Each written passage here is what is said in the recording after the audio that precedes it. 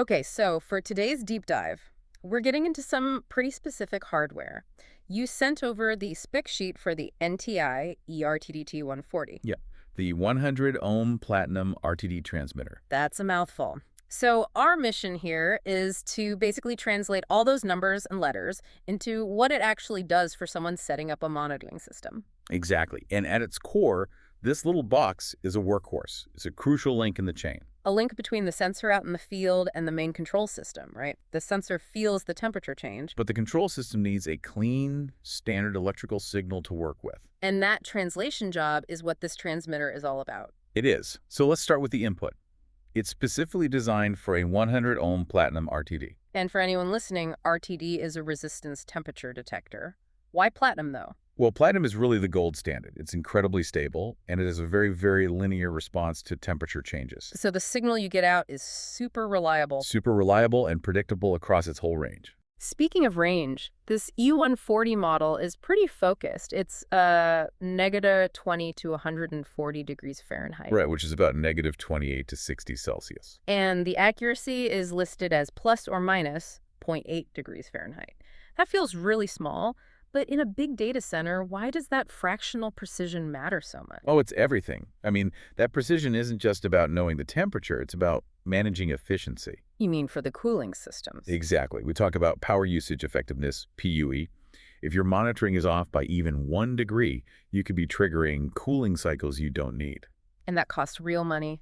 Thousands of dollars over a year in a large facility. It hits the bottom line directly. Okay, so the platinum sensor gives us accuracy, but the output, the signal itself, is where the industrial magic happens, right? It is. This device speaks the lingua franca of industrial controls. The two-wire, 420 milliamp signal. And what's really key here is that it's loop powered. Loop powered, so it gets its power from the signal wire itself. That simplifies the wiring a ton, doesn't it? A huge amount. You only run 2 wires. Power and data are on the same pair. It cuts down on installation time, maintenance, everything. And that 420 mA standard is just incredibly robust. It is. And think about why it starts at 4 milliamps, not 0. That's the live 0. Ah, right. So if you get a reading of 0 mA, The system knows the wire's been cut or there's a failure. It doesn't mistake it for a reading of very, very cold. It's a built-in diagnostic. that's a brilliant reliability feature. So how does this plug into the bigger picture? It's not a standalone device. Correct. It's designed to fit right into the NTI ecosystem, the E2D, 5D, and 16D monitoring units. And it's powered by those units. Mostly yes, though the spec sheet does mention you might need an optional power supply for some setups. But another thing to note is the price point, around $130, and the fact that it's TAA compliant. TAA compliance. That's usually for government contracts, right? Yeah. Suggests they're targeting secure environments where the supply chain is critical. Precisely. Yeah. And if you look at their other products, you see where this E140 fits in. There's an E-RTDT-240 for a higher temperature range. Right.